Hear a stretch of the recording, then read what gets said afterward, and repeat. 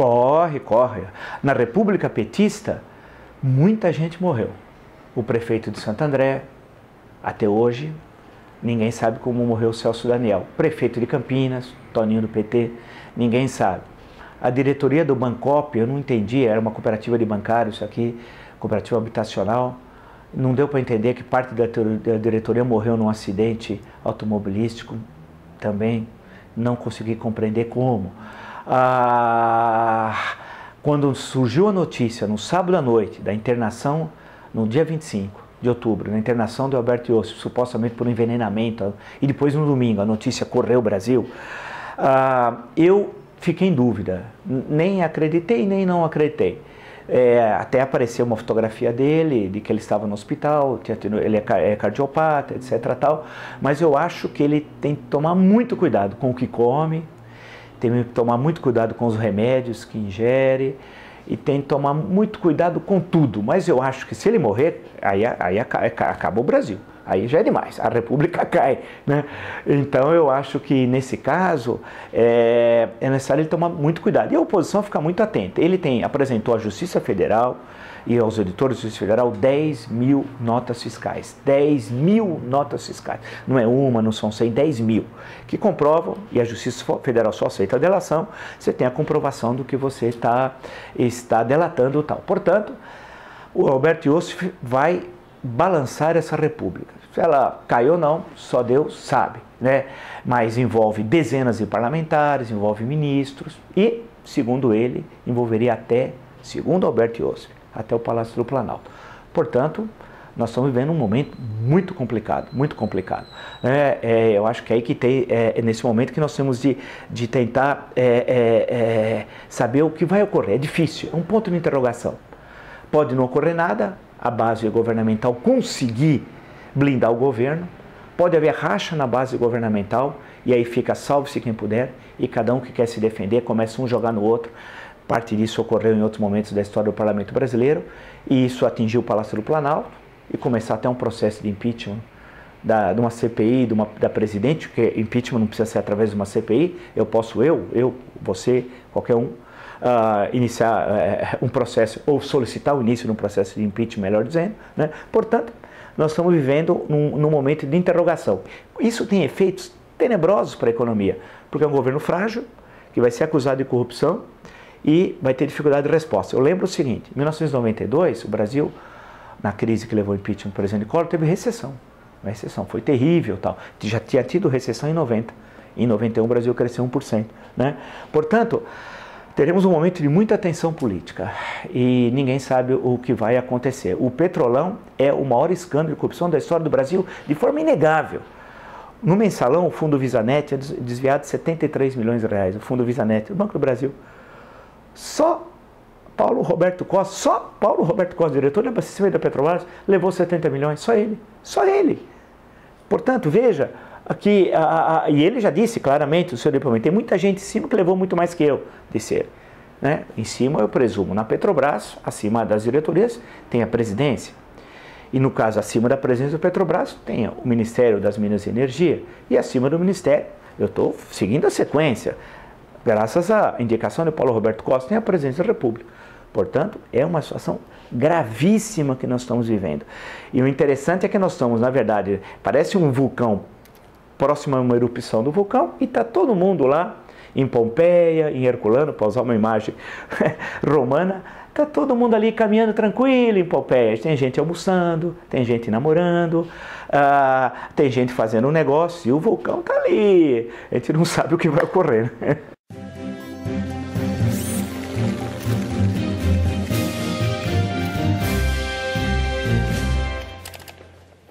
Algumas sim, outras não, porque a história nunca se repete, né? De um lado, as instituições hoje são melhores do que eram em 64. Nós melhoramos. A Constituição de 88 com todos os seus defeitos, mas nós hoje estamos muito melhor. Temos um melhor judiciário com todos os defeitos que ele tem, temos um Ministério Público que é fundamental. Eu sempre tenho eu elogio muito e sei a importância do Ministério Público para a democracia brasileira. Temos um executivo com todos os problemas, mas melhor, e um legislativo com todos os problemas, eu não chamaria de melhor. Tem outras atribuições dadas pela Constituição, que são melhores do que a Constituição de 46. A Constituição de 88 é melhor que a Constituição de 46. Não digo que os quadros do Legislativo hoje federal são melhores do que o de 64. Não, em 64 nós tínhamos um parlamento melhor. Melhores senadores e muito melhores deputados, né? Pode ser, o parlamento de 64 tinha mais homens públicos e menos políticos. O parlamento de 2014 nós temos menos homens públicos e mais políticos, tal, né? Portanto, é uma diferença muito grande.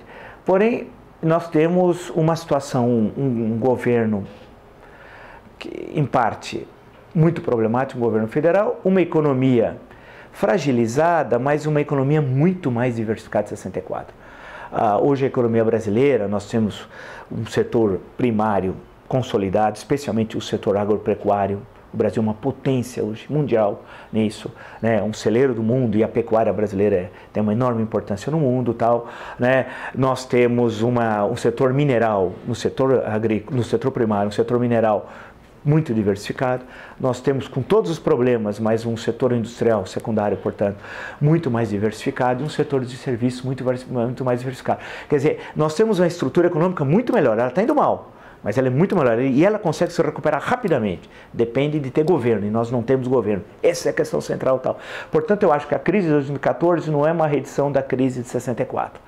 E tem uma outra diferença importantíssima: os militares estão onde deveriam sempre estar, cumprindo suas funções constitucionais, portanto, nos quartéis, nos seus aviões ou nos seus navios. Eles não têm mais interferência na vida política brasileira, e isso é um avanço importantíssimo. Eles devem cumprir sua função de defesa nacional, que está lá na Constituição. Portanto, nós não temos, graças a Deus, qualquer possibilidade de golpe militar. Isso é muito bom. Sendo assim, a crise que nós teremos vai ser resolvida no Congresso, com a participação popular. E as ruas ocuparão, provavelmente, também uma parte dessa insatisfação popular. Portanto, teremos uma crise, mas uma crise diferente, num patamar distinto, né? Mas que a crise ela nunca se repete, né? Ela tem perfis diferentes. Em 30 nós tivemos um perfil, em 64 tivemos outro, né? E em 2014 nós temos outro momento que provavelmente teremos uma crise mais longa. Uma crise mais longa. A crise de 30 foi curta no tempo. Ela na verdade, ela fundamentalmente é de agosto, mais ou menos, quando Oswaldo Aranha começa a articular, porque se não fosse Oswaldo Aranha não teria a Revolução de 30, né? Começa a articular então uma resistência tão efetivamente militar, e que se resolve isso a 3 de novembro, quando Getúlio toma posse como chefe do governo provisório, a 3 de novembro de 1930 e tal. A crise de 64 foi curta, ali, aquele momento, de março a abril e tal. Nós vamos ver uma crise mais longa, tudo indica. Teremos esse final de 2014 em crise, e 2015, com o petrolão, ninguém sabe o que vai acontecer, né?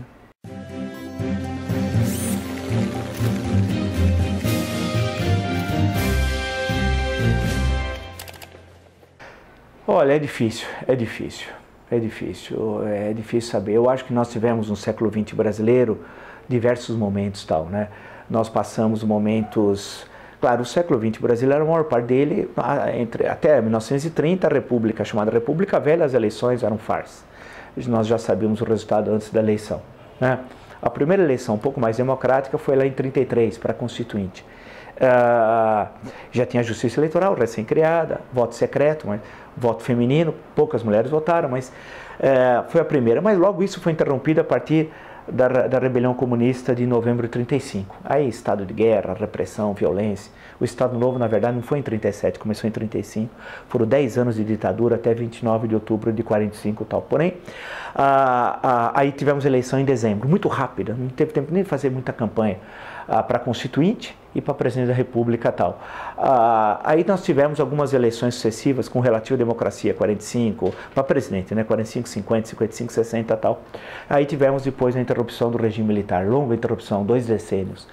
Aquilo fez muito mal ao país, porque eu gostaria de escrever um dia um livro, um romance, que seria a eleição de outubro de 65, aquela que não ocorreu, que seria a melhor eleição da história do Brasil do século XX, provavelmente, né? Que seria entre Carlos Lacerda, pelo UDN, e Juscelino Kubitschek, pelo PSD. Seria a grande eleição.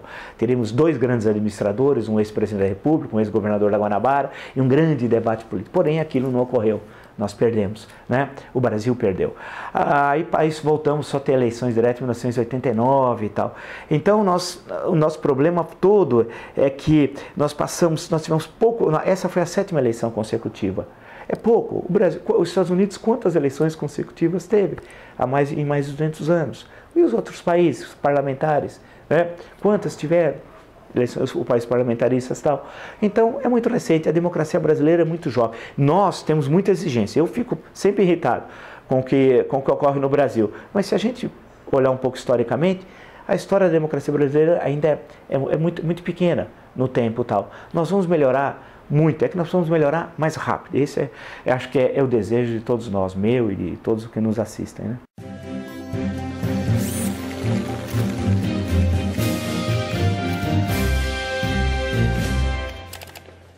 Se ele lesse os seus próprios livros, não. Mas tem gente que esqueceu do que escreveu nos próprios livros e passou a considerar isso absolutamente natural. E aí foi construindo uma leitura extremamente panfletária da conjuntura política tal, né? Tem casos conhecidos, a filósofa Marilena Chaui, uma passagem muito conhecida, um vídeo em que ela diz que tem ódio da classe média, está tendo um ataque histérico, tal, uma coisa deprimente que aquela senhora fez, tal. Eu até comentei isso num outro vídeo que tem até um número grande de visualizações aí no YouTube. Outro dia eu vi, porque eu não sabia, foi no Jornal da Cultura que eu tinha comentado, alguém recortou aquilo e colocou na rede e tal. Agora, não, o oprimido, essa ideia mesmo de oprimido, o opressor na verdade é uma leitura do marxismo e tal, né? A sociedade moderna foi ficando cada vez mais complexa, né? E isso, a social-democracia alemã já tinha percebido isso no final do século XIX. Quem lê Eduardo Bernstein, o Socialismo Evolucionário, por exemplo, já percebe como aquela sociedade já estava mudando, aquela leitura de Marx já não dava mais. O próprio Karl Kautsky, já no começo do século XX, quando escreve O Caminho do Poder, em 1908, também já está pensando uma forma diferente. Então, o próprio pensamento socialista já estava negando essas leituras classistas e tal, né? E agora alguns começaram a recuperar uma leitura leninista, portanto não da social-democracia alemã, né? Uma leitura muito primária do marxismo, tal, desse marxismo do choque entre oprimido e opressor. E aí vem essa questão, quem se liberta da situação de miséria e de pobreza é ele próprio. Claro que eu não discordo, acho que é difícil alguém discordar de ter algo que possa possibilitar ele melhorar de vida, né? Ou seja, alguém tem um programa assistencial como Bolsa Família, acho que ninguém discorda. A questão é que o Bolsa Família tem de ser passagem, não deve ser permanência. Você não deve considerar a manutenção da miséria um êxito, ao contrário, você deve ter vergonha que existam milhões de brasileiros que vivam na miséria e na pobreza tal. Então é necessário retirá-los da miséria e da pobreza, e para isso precisa de uma revolução econômica. Por exemplo, no semiárido nordestino, ao invés de distribuir milhões de bolsas famílias, que tem de ter tem de ter isso, mas durante um curto espaço de tempo, você tem de mudar a estrutura econômico-social daquela região. E como muda? Libertando economicamente o sertanejo do grande proprietário, do comerciante, e que ele vire cidadão.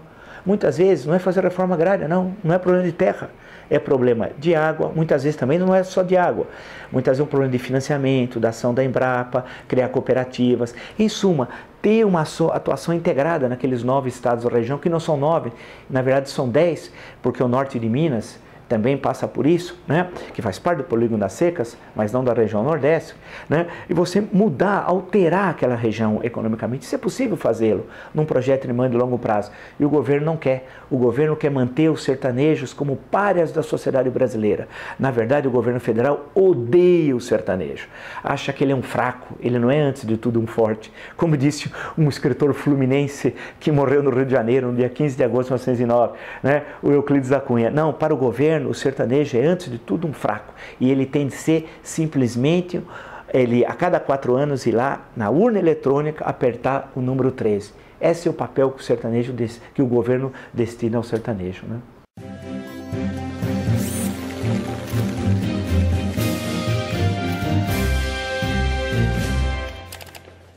Eu acho que é uma coisa, eu acho que o papel da democracia local, nós não temos tradição disso, né? É diferente da história dos Estados Unidos, né? Que tem isso é um fato muito importante, mas nós não temos tradição de democracia local. Essa tradição está sendo construída duas últimas décadas tal. Eu acho isso importantíssimo, acho que a democracia municipal é essencial para iniciar um processo onde que você, o cidadão, tem mais controle de quem ele elege. O vereador está ali, ele sabe onde mora o vereador, ele sabe onde mora o prefeito, ele está vendo os problemas, ele sabe onde é a Câmara Municipal, né? Portanto, o poder dele de atuação é N vezes maior do que na esfera estadual e nem se fala na esfera federal. Eu acho que esse é um primeiro passo, é o passo da democracia local. Agora nós precisamos ter essas boas experiências de participação e divulgá-las para o resto do Brasil. Nós temos quase 6 mil municípios no Brasil, né? E a maior parte são municípios pequenos, né? Se nós olharmos pelo número de eleitores e tal, é possível, a gente conhece, é óbvio, é uma constatação. Então nós temos de aproveitar essa participação local, porque na esfera estadual é pequena, na esfera federal também. Eu acho que o papel é começar a democracia no município sem perder a perspectiva geral. É aquilo que o ex-governador Montoro, Franco Montoro, falava aqui em São Paulo: ninguém mora na União, ninguém mora nos estados, a pessoa mora no município, né?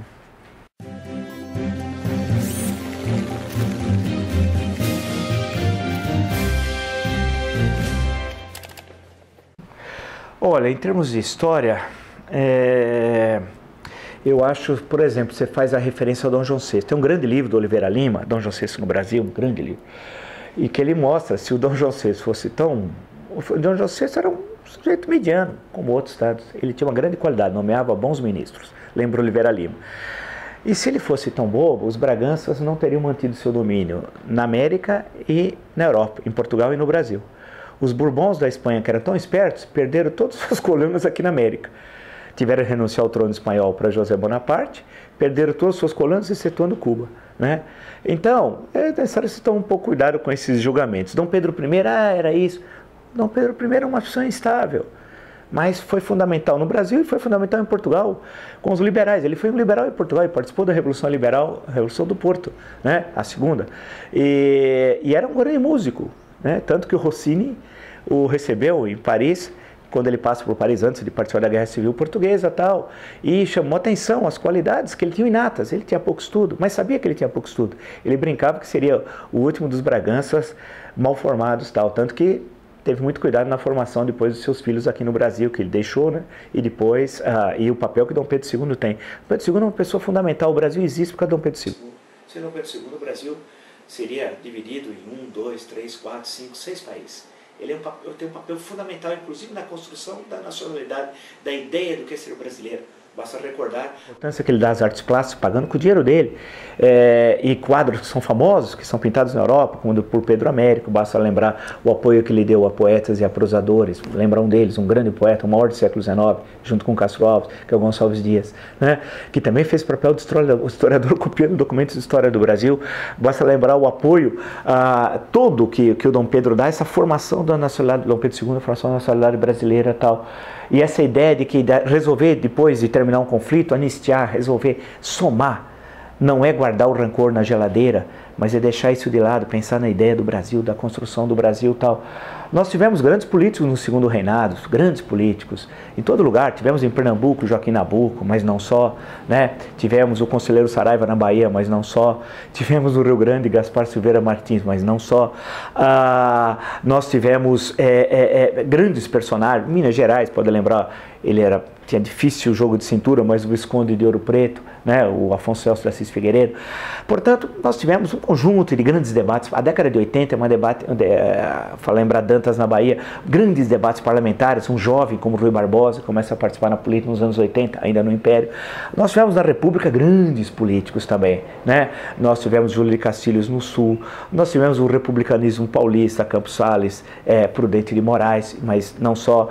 Nós tivemos a figura do Rui Barbosa e as campanhas de 1910, 1919, célebres campanhas para presidente da República, mas também não tivemos só isso. Nós tivemos um grande número de intelectuais preocupados com a política, né? Nós tivemos as rebeliões da década de 20, do tenentismo civil e do tenentismo militar, né? Nós tivemos 30, e a grande geração de 30 que pensou o Brasil e pensou como nenhuma geração provavelmente pensou o Brasil, o que escreveram de livros, o debate, a década de 30, o debates tal, pensando o Brasil, à direita, ao centro, à esquerda, leituras muito originais. Nós temos um pensamento político brasileiro, basta lembrar Oliveira Viana e a originalidade que ele tem de pensar o Brasil Brasil e como reformar o Brasil, tal, mesmo numa perspectiva inicialmente conservadora, mas as propostas de Oliveira Viana são que levariam à destruição do poder local do coronel, basta ler o idealismo da Constituição. Nós tivemos depois dos anos 40, 50 até 64 uma explosão cultural raramente vista no Ocidente, na arquitetura, na música, na poesia, na prosa, no cinema, né? No cinema, o Brasil chama a atenção do mundo. O que foi a aventura de transferir uma capital e construí-la em 3 anos e meio. O atual governo ficou 12, não tem uma obra pública importante feita. JK, em 3 anos e meio, construiu uma nova capital, que é uma loucura. Como aquilo chamou a atenção do mundo, o número de pessoas do mundo inteiro que vinham ao Brasil, né? Artistas, intelectuais, cientistas, tal. Em suma, nós tivemos um grande momento de explosão cultural. Veio o regime militar com defeitos tenebrosos em relação aos direitos humanos, em termos de repressão, algo que nunca pode ser esquecido, mas também fez inúmeras reformas econômicas no país, na infraestrutura, modernizou o Brasil, né, criou o Banco Central, criou a Embratel, criou a Embraer, que hoje é privatizada, mas em suma modernizou o país, tal, naquele projeto autoritário, que na verdade tem um resquício lá em 30, né, esse projeto autoritário no positivismo gaúcho, não no fascismo ou no nazismo, mas é no positivismo gaúcho, que estava vinculado. O Getúlio é castilhista e o regime militar brasileiro, apesar de não gostar do Getúlio, é castilhista. Basta, não é só a presença lá que nós temos de militares gaúchos, não é só isso, é o pensamento que marcou o exército. O exército brasileiro é positivista, por isso que não dá para jogar no mesmo saco os regimes militares do Brasil com a Argentina, Chile, Paraguai. Quem faz isso é preguiçoso, né? Não tem nada a ver uma coisa com a outra. A Argentina desestatizou a economia, aqui estatizou, né? A Argentina destruiu o ensino 3º grau, o regime militar expandiu a universidade pública. Isso não é tudo ao contrário. Então quem fala a mesma coisa é preguiçoso, não sabe, faz panfleto, não faz história, não faz ciência e tal. Portanto, aí vemos um processo de democratização no Brasil que foi único, né? E o que ocorreu nos anos 80 é que nós tivemos o azar. Deus não é brasileiro, eu tenho absoluta convicção disso. O Brasil dormiu com Tancredo presidente no 14 de março e acordou no dia 15 com Sarney presidente. Isso foi uma tragédia para o Brasil, isso não pode ser esquecido, nunca, tal. Então a nossa transição foi um problema, tal. Então nós tivemos muitos êxitos econômicos, o que tem de empreendedores, o que tem de empreendedores individuais ou familiares que conseguem transformar o nada em alguma coisa, o que foi a conquista do Cerrado. O Cerrado não era considerado terra que não valia nada, hoje é o celeiro agrícola do mundo, né? Então nós temos aventuras épicas aqui no Brasil, de conquistas de território, de empreendimentos no campo secundário, no campo terciário, no campo primário da economia, grandes coisas. É que os brasileiros sempre foram melhores que os governos. Esse é o nosso problema. Os governos, na maior parte das vezes, atrapalharam, não ajudaram, tal. Eu acho que o dilema que coloca para o século XXI é o fortalecimento da sociedade civil e o enfraquecimento do Estado. O Estado sempre foi muito forte, ganhou da sociedade civil de goleada, sempre ganhou da sociedade civil de goleada. O problema nosso, o grande dilema é fortalecer a sociedade civil e enfraquecer o poder do Estado e deixar ao Estado aquilo que é essencial, que são as tarefas sociais. Né? Diminuir o tamanho do Estado, porque o Estado hoje é um meio, por exemplo, no caso do petismo, que controla, porque o petismo não controla só o governo, controla o Estado, isso é muito importante, tomou o aparelho de Estado. Então é necessário mudar, fortalecer a sociedade civil, né? Eu acho que e nós não fomos tão ruins ao longo desse por exemplo, da República, né? Eu acho que nós tivemos grandes momentos, tal, da história do Brasil. Eu sempre fico imaginando, se eu pudesse entrar no túnel do tempo, tinha uma série antigamente, Túnel do Tempo, entrar e participar de alguns momentos históricos. Eu gostaria de estar em 64, encontrar um caminho democrático. Era possível encontrá-lo.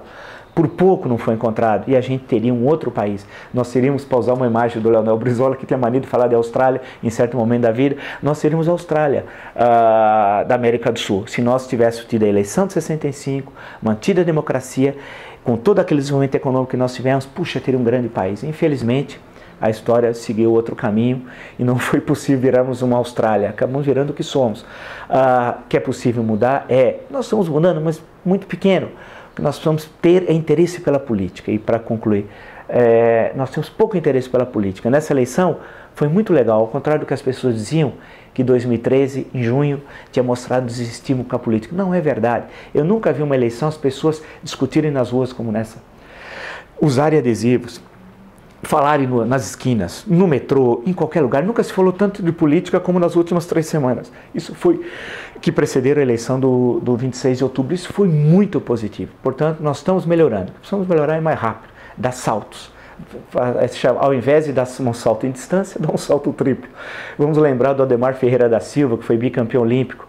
Vamos lembrar do último, nosso grande saltador, que foi o João do Pulo. Mas o Ademar Ferreira da Silva, que foi 2 vezes campeão olímpico, 52 e 56. Vamos lembrar dele. É possível a gente ir mais rápido, não tão lento como nós caminhamos. Eu acredito, parodiando Eduardo Campos, eu acredito no Brasil. E acho que a gente nunca deve desistir do Brasil.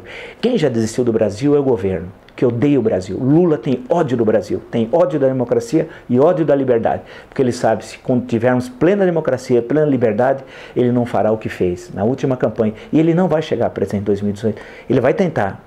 Ou ele ou uma criatura que ele invente, mas ele vai perder.